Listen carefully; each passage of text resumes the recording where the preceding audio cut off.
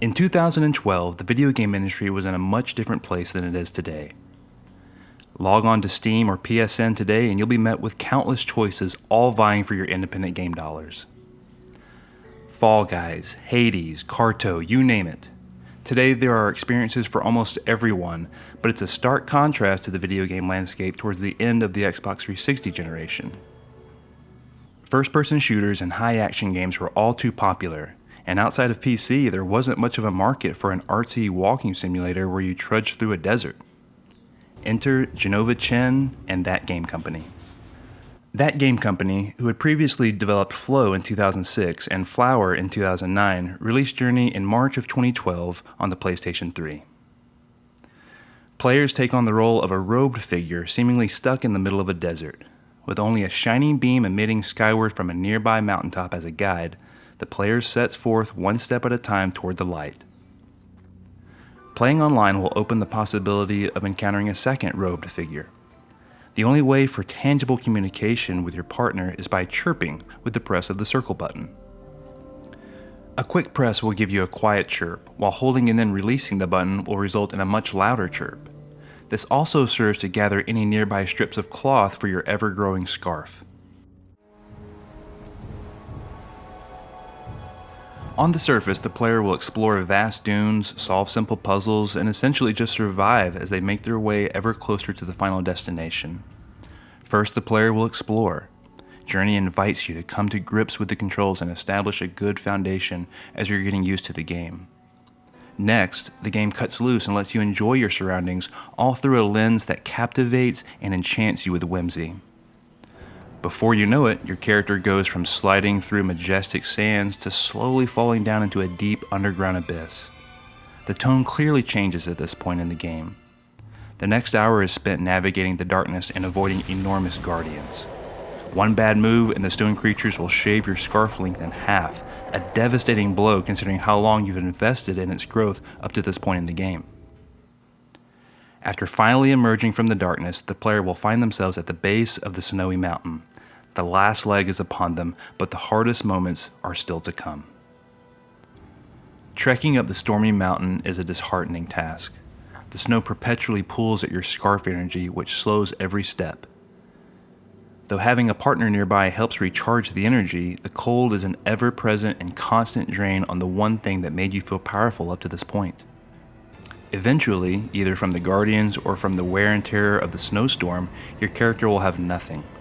Your scarf is completely gone, your partner is of no help, and with only a matter of steps before you reach the peak, your character will fall over and succumb to the mountain cold.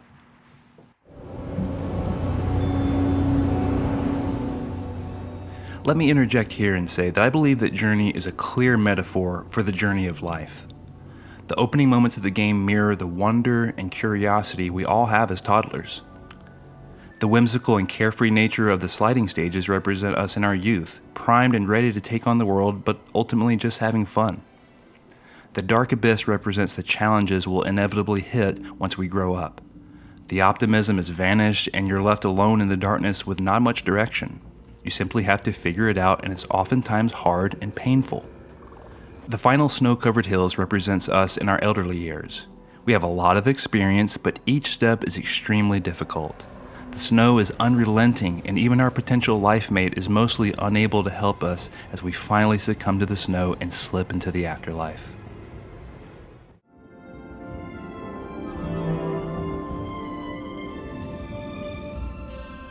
For the Christian, we know our final destination, and our lives are to be a reflection of Christ's.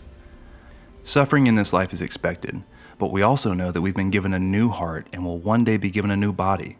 A perfect body, free from sin and death, meant for all eternity. In its own way, the final moments of Journey offers players a glimpse into just how majestic and wonderful meeting our God face to face will be. Lifted up by the same powers that gave us life throughout the game, the red scarves unroll like a red carpet welcoming us to the mountain peak. Austin Wintory's Grammy-nominated soundtrack crescendos as the player soars to the highest peak and gently lands in a soft puff of snow. The shining light at the top of the mountain, your original North Star, now engulfs you. It calls to you and it welcomes you home. Experiencing this game for the first time was an emotional experience for me. Indeed, it's the first game I can recall that made me cry. It perfectly captures the peaks and valleys of life, all while showing you that there can be more to the journey of life than simply living in each moment. There is a purpose, a calling to life. And for those of us who know the grace of God, there is an assurance that He who started a good work in us will bring us safely home. To me, it's what that final scene and journey represents. Having run the good race, God joyfully welcomes us into His court, saying, "Well done, my good and faithful servant." About once a year, I'll go back and replay Journey. I don't play it for its art, though it's unmistakable and enchanting. I don't play it for its soundtrack, though it creeps into my head and elevates everything on screen. I don't play it for the fun gameplay, though sliding down sand dunes is undeniably contagious.